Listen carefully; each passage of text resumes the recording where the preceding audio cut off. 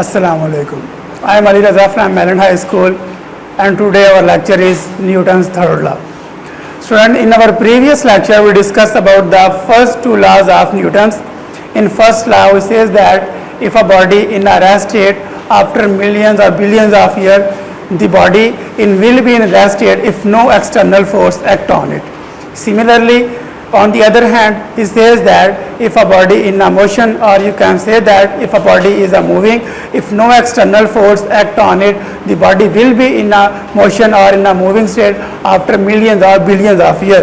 Just like from an example we understand was that a book lying was on a table, and this book was in a rest state, and after millions or billions of years it will be in rest state if no external force act on it. On the other hand, if a ball is moving and this, if no external force act on it, this ball will be moving after millions of years. Actually, one question may be rise into your mind, that was why the ball is stopped if no one that stopped the ball. That is due to the frictional force. And second thing we was discussed about, that was the Newton's second laws. In Newton's second laws, it says that whenever we apply a net force on a body, in a case of apply net force on a body, then there is a acceleration produced in the body. And one thing is more we was discussed, that was force has direct relation with acceleration and inverse relation with the mass. The Newton's third law, and that was today we discussed about. So first of all we discussed about its definition, that is the action and reactions are equal but opposite in a direction. Again student, in case of every reaction there will be a reaction, but this reaction in a opposite direction. From different examples we will understand that this Newton's law, just like student you can say that just very easily, just like if you have a tennis ball and you throw a tennis ball to the wall. So whenever this tennis ball collide with the wall, this was an action. And in the case of reaction, the wall also apply a force on that ball, that is the force of reaction. But after collide with the ball again comes to us, this was a reaction, but the reaction in opposite direction. Just like student you can say that if you have a tennis ball just like this, and here you have a ball. If you throw a ball to this wall, whenever the ball collide with the wall, this was an action, and in the reaction the ball also apply a force on the ball, that was a reaction, but the reaction was in opposite direction. This was one example of Newton's third law. Another example that we discussed, that is just like you can say that if you have a table like this and you place a book on the table. So here is a question will arise, why the book is in a rest state.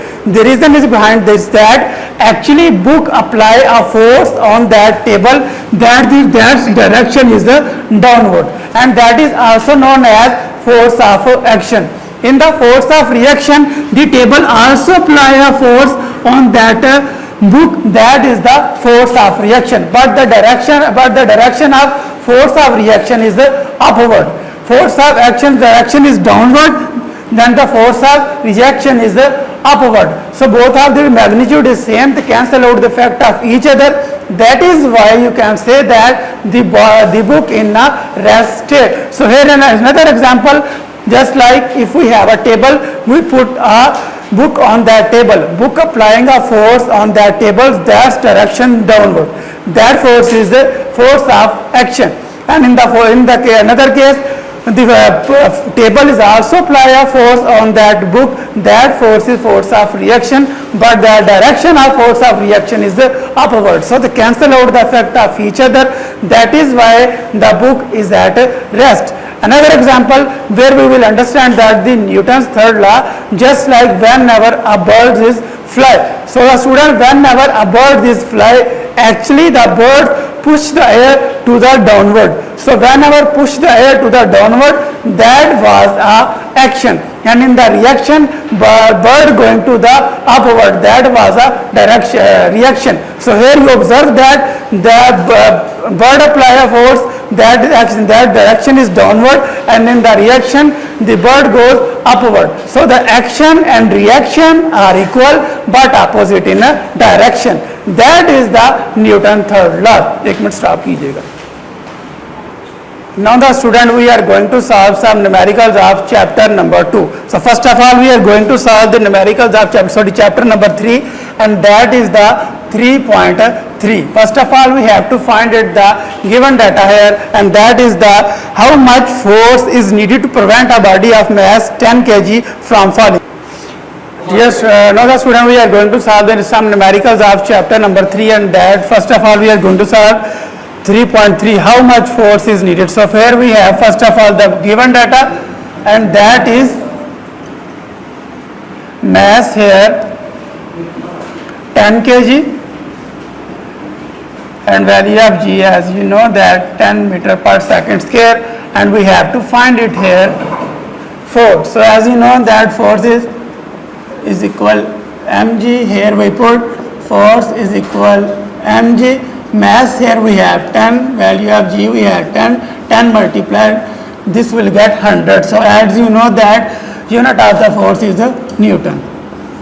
Now the student, we are going to solve the numerical number 3.4.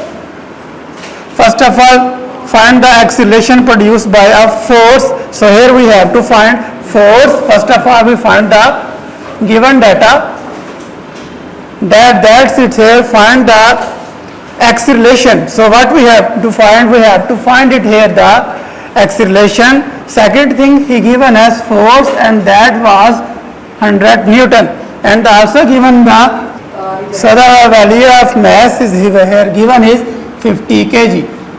So the student, we apply this in solution, we apply the Newton's second law, and that was F is equal ma.